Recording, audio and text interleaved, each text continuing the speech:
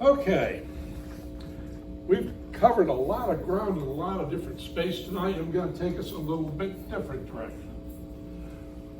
Many years ago, when I was still courting the lady that was going to be my wife, I discovered, somewhat by accident, that she had an affinity for teddy bears.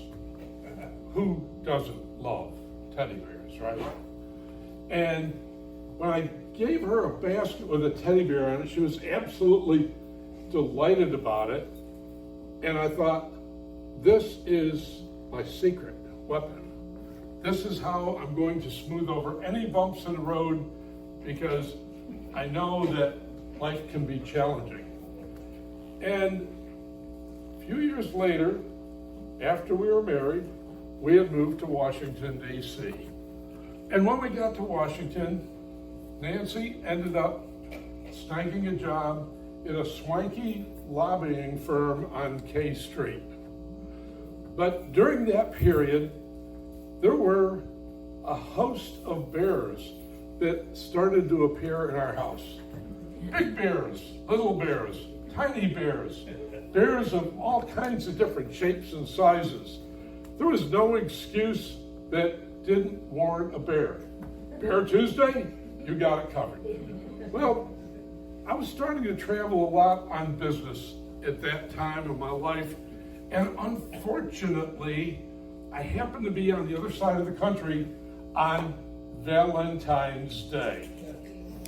Now, I knew this was going to be problematic, so I had made arrangements for an actor dressed as a bear to visit Nancy at her law firm.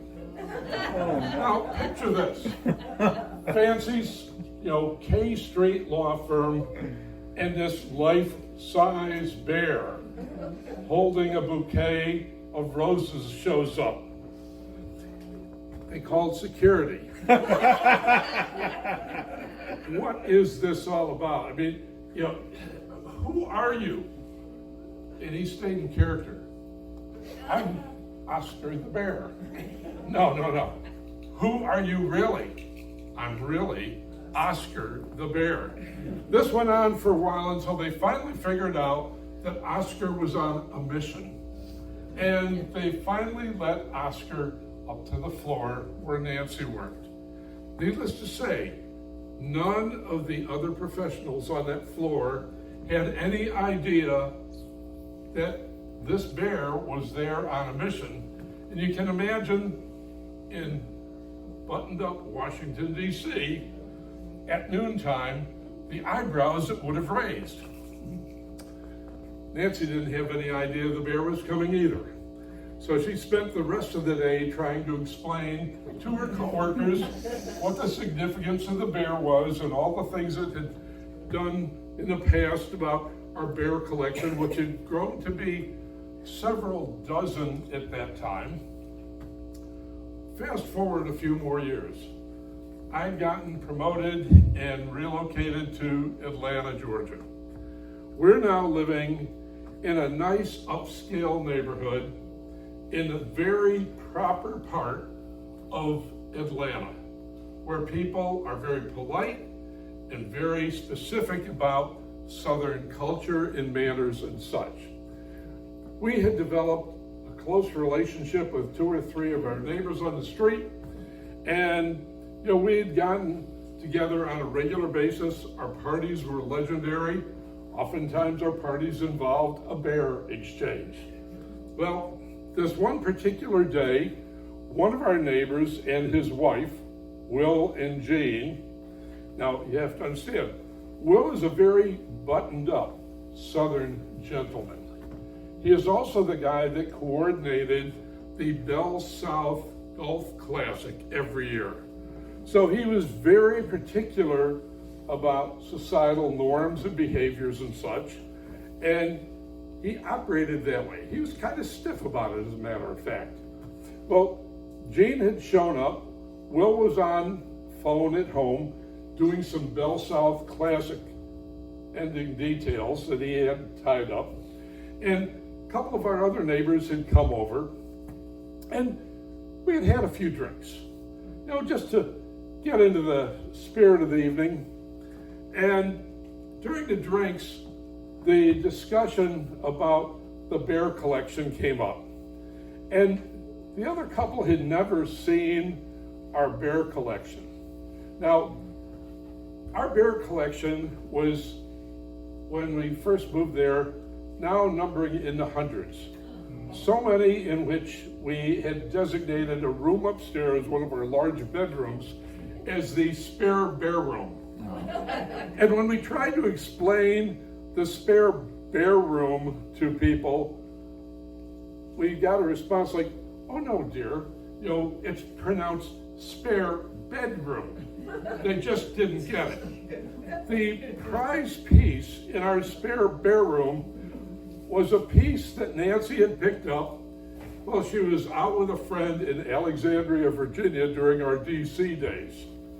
She and her friend had gone into the shop, and in this shop, there was an unusual bear.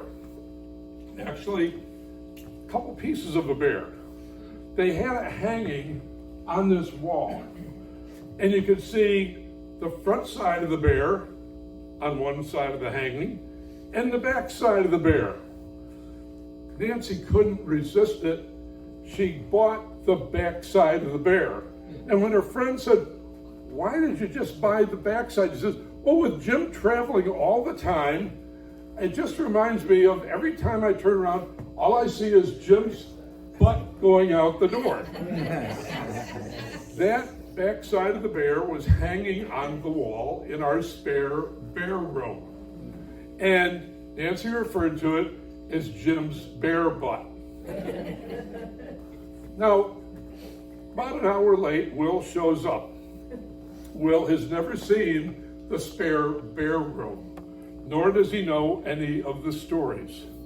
So the group of us are sitting in our den, and Will shows up, and we get him a drink. And Beth and Jean, our other neighbors, said, "We were just upstairs, and you can't imagine what we saw." And Will said, "Well, what did you see?" He said, "We saw Jim's bear butt." Will started to turn a shade of crimson.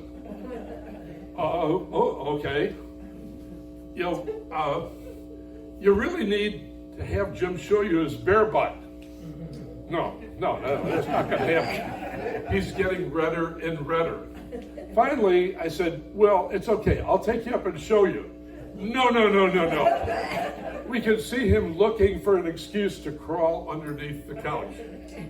Finally, we let him in on the fact that it was a hanging half of a bear, and it wasn't actually Jim's bear butt.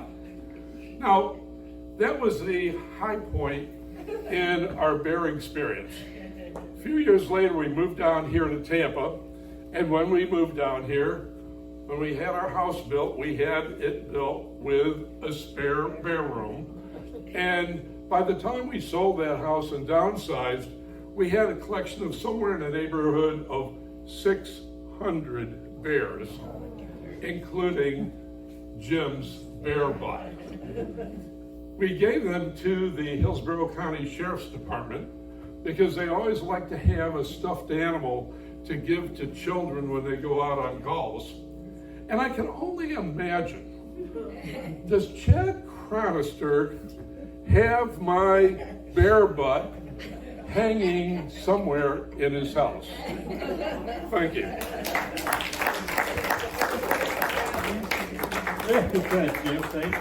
Thank you. Oh boy.